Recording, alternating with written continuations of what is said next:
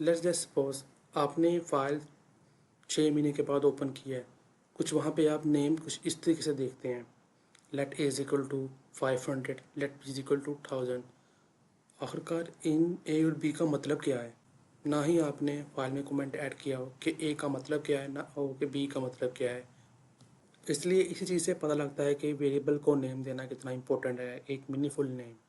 इस वीडियो में हम वेरिएबल को एक मीनिंगफुल नेम और वेरिएबल को किस तरीके से नेम देते हैं वो सीखेंगे। रूल नंबर 1, वेरिएबल का नेम नंबर से शुरू नहीं होगा।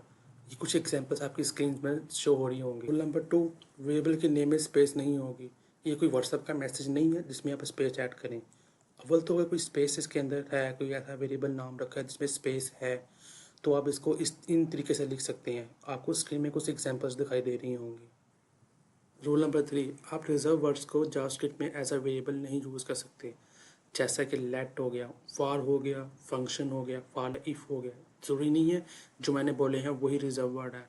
जावास्क्रिप्ट में बहुत ही एक लंबी लिस्ट है रिजर्व वर्ड्स की, जो कि आप सर्च कर सकते हैं, गूगल में जा सकते हैं, सर्च कर सकते हैं कि जावास्क्रिप्ट रिजर्व वर्ड्स। वो आपको पूरी एक लंबी लिस्ट दे देगा कि कौन कौन से रिजर्व वर्ड्स हैं जावास्क्रिप्ट के अंदर जो आप एज अ वेरिएबल यूज़ नहीं कर सकते, क्योंकि उनका पहले से कोई ना कोई मतलब है जावास्क्रिप्ट के अंदर, उनकी कोई ना कोई फंक्शनैलिटीज़ हो रही है।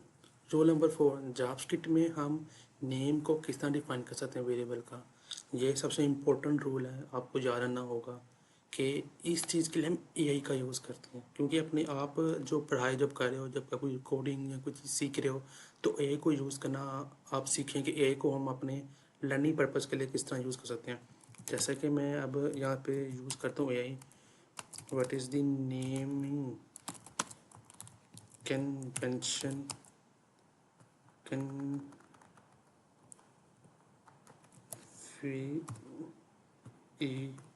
Convention for Java, SCRIPT JavaScript. हम एंटर करेंगे तो इसमें कुछ रूल्स आपको बताएगा कि नेमिंग कन्वेंशन क्या यूज़ करते हैं जावास्क्रिप्ट में एज अ वेरिएबल के तौर पर। वेरिएबल में कैमल केस, अब कैमल केस में जितना इसने वर्ड लिखा है ना कैमल, और ये केस, अब कैमल का जो सी ये छोटा है और फिर जो केस है इसका पहला वर्ड का पहला कैरेक्टर भरा है। तो इस रूल को ही हम यूज़ करेंगे वेरिएबल्स का नेम देने में। और भी कुछ रूल्स हैं, आप आपकी मर्ज़ी है। अगर तो आप उस रूल को यूज़ करते एक मीनिंगफुल नेम का बना सकते हैं, यानी मतलब बना सकते हैं, तो वो भी रूल आप फॉलो कर सकते हैं। पर इंडस्ट्री लेवल में मोस्ट ऑफ द डेवलपर्स इस रूल को फॉलो करते हैं, कैमल केस। जिस तरह कि यूज़र नेम आप एग्जाम्पल में देख सकते हैं, टोटल प्राइस। इवन तो आप फंक्शन का नेम भी आप देखें तो कैमल केस के ही तौर पर यूज़ हो रहा है। ये फंक्शन है, सिंपल है, जो प्राइस ले रहा है और टेक्स्ट ले रहा है और प्लस कर रहा है उसको, तो उसको भी कैमल केस में ही कर सकते हैं। और डिफरेंट डिफरेंट वे हैं, ये इसे कहते हैं स्नेक वे केस, इसे कहते हैं पास्कल केस, फिर इसे कहते हैं अपर स्नेक केस। ये डिफरेंट डिफरेंट वे है, यानी आप डिपेंड करता है अगर आपने जितना जैसे भी मीनिंगफुल नेम बनाया हुआ है कि नाम का मतलब पता समझ लग जाए कि आपने उसके अंदर क्या स्टोर किया हुआ है। सम डेवलपर्स रूल्स को फॉलो नहीं करते, वो ये देखते हैं कि आपको वेरिएबल का नेम का मतलब समझ लग रहा है तो वो कहते हैं ओके ठीक है, इसी में ठीक है। अगर मतलब समझ लग रहा है तो कोई हम रूल नेम ज़रूरी नहीं है कि हम कैमल केस यूज़ करें, पास्कल करें, तो वो किसी भी रूल को फॉलो कर सकते हैं। क्योंकि वेरिएबल को डिफाइन करने का एक तरीका नहीं है, बहुत ज़्यादा तरीके हैं। मतलब ये है कि आपका बस नेम मीनिंगफुल होना चाहिए, आपको समझ लग जानी चाहिए कि नेम का मकसद दरअसल है क्या। उसके अलावा फिर ये आपका है, ये एक तरीका है, ये भी तरीका है। यानी उसने ये बताया भी चैटजीपीटी कि ये आपका तरीका ठीक है, ये फ़ाइन है, ये ओवर किल है। यानी ठीक है, आप लिख सकते हो पर अच्छा नहीं लगेगा इसको लिखने में। और डिफरेंट आपने तरीके बताए हुए हैं फंक्शन को लिखने के। यानी नॉर्मली देखें जावास्क्रिप्ट ने आपको यही बताया कि आपको कैमल केस का ही यूज़ करना चाहिए, यानी valid calculate discount, valid email. फिर जो गलत तरीका है लिखने का तरीका, वेरिएबल भी और फंक्शन भी, जो गलत तरीका है वो है user, data, process.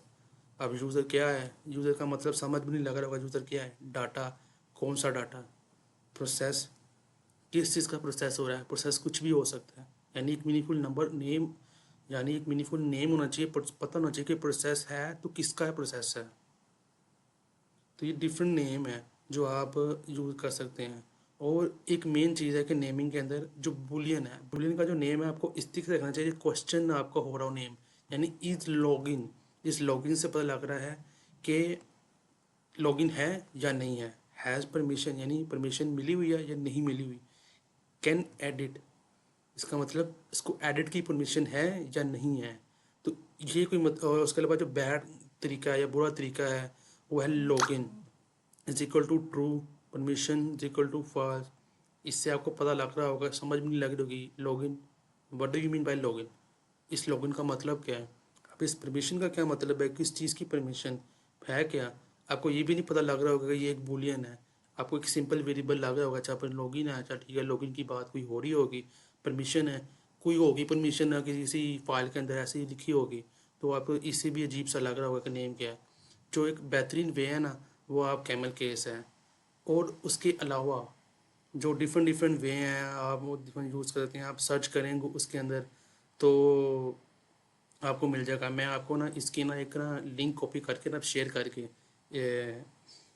Chat GPT की ये भी आपको ना शेयर कर दूंगा, आप कमेंट में ऐड कर दूंगा इसकी लिंक, आप ओपन करके देख सकते हैं कि क्या क्या तरीके हैं। यानी इसने काफ़ी अच्छे तरीके से चीज़ें बता दी हुई हैं कि किस किस तरीके से आप नेम दे सकते हैं, किस किस तरीके से फंक्शन नेम दे सकते हैं, किस किस तरीके से क्लास का नेम दे सकते हैं, एंड डिफरेंट डिफरेंट यानी तरीके से आप नेमिंग दे सकते हैं। आप चैट जीपीटी को भी यूज़ किया करें अपने ना लर्निंग पर्पज़ के लिए, वो भी काफ़ी काफ़ी हेल्प कर सकता है इस चीज़ में।